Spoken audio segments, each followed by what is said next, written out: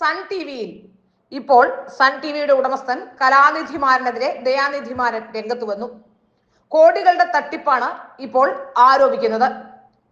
ദക്ഷിണേന്ത്യയിലെ ഏറ്റവും വലിയ മാധ്യമ ശൃംഖലയായ സൺ ടി വി നെറ്റ്വർക്കിൽ കുടുംബ പോര രൂക്ഷമാകുന്നു. മുൻ കേന്ദ്രമന്ത്രിയും DMK എംപിയുമായ ദയാനിധിമാരൻ സ്വന്തം ജ്യേഷ്ഠനും സൺ ടി വി നെറ്റ്വർക്ക് ചെയർമാനുമായ കലാനിധിമാരനെതിരെ ഗുരുതരമായ സാമ്പത്തിക തട്ടിപ്പ് ആരോപണങ്ങളുമായി രംഗത്തെത്തി. ചതിയിലൂടെയും കള്ളപ്പണം വെളുപ്പിക്കലിലൂടെയും കലാനിധിമാരൻ കമ്പനി തട്ടിയെടുത്തുവെന്നും 2003 ഓഹരി ഘടന പുനഃസ്ഥാപിക്കണമെന്നും ആവശ്യപ്പെട്ട് ദയാനിധിമാരൻ വക്കീൽ നോട്ടീസ് അയച്ചു. 2024 ഒക്ടോബറിന് ശേഷം ഇത് രണ്ടാം തവണയാണ് ദയാനിധിമാരൻ ജ്യേഷ്ഠന് നോട്ടീസ് അയക്കുന്നത്. കലാനിധിമാരൻ, ഭാര്യ കാവേരി മാരൻ എന്നിവരുൾപ്പെടെയുള്ള 8 പേർക്കെതിരെയാണ് ജൂൺ 10 അയച്ച വക്കീൽ നോട്ടീസിൽ ആരോപണങ്ങൾ ഉന്നയിച്ചിരിക്കുന്നത്. ഇരുവരുടെയും പിതാവും മുൻ കേന്ദ്രമന്ത്രിയുമായ മുരേശ്വരി മാരൻ അതീവ ഗുരുതരാവസ്ഥയിൽ ആശുപത്രിയിൽ കഴിഞ്ഞിരുന്ന 2003 കുടുംബത്തിന്റെ അവസ്ഥ മുതലെടുത്ത് കലാനിധിമാരൻ കമ്പനി തട്ടിയെടുക്കാൻ ശ്രമിച്ചുവെന്നാണ് നോട്ടീസിലെ പ്രധാന ആരോപണം.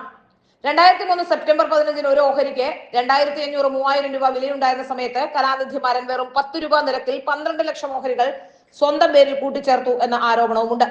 ഈ നീക്കത്തോടെ അതുവരെ കമ്പനിയിൽ ഓഹരികളൊന്നുമില്ലാതിരുന്ന കലാനിധിമാരൻ 60% ഓഹരികളുമായി കമ്പനിയുടെ ഭൂരിപക്ഷ ഉടമയായി മാറി.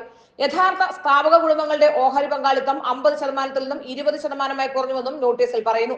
കമ്പനിയുടെ ഓഹരി ഘടന 2003 അവസ്ഥയിലേക്ക് പുനഃസ്ഥാപിക്കണമെന്നും 2003 മുതൽ നിയമവിരുദ്ധമായി നേടിയ എല്ലാ സാമ്പത്തിക നേട്ടങ്ങളും ഡിവിഡന്റുകളും ആസ്തികളും തിരികെ നൽകണമെന്നും നോട്ടീസിൽ ആവശ്യപ്പെടുന്നുണ്ട്.